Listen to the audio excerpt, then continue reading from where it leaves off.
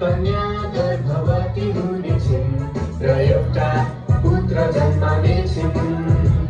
हेर कन्या गर्भवती हुनेछिन् र एउटा पुत्र जन्माउनेछिन्। अनि तिनीहरूले उहाँको नाम इमानुएल राख्नेछन्। अनि तिनीहरूले उहाँको नाम इमानुएल राख्नेछन्। जसको अर्थ हो परमेश्वर हामीसित। जसको अर्थ हो परमेश्वर हामीसित। हेर कन्या गर्भवती हुनेछिन् र एउटा पुत्र जन्माउनेछिन्।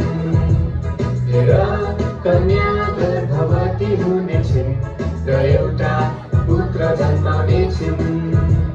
अनि तिनीहरूले उहाँको नाम इमानुएल राख्नेछन्।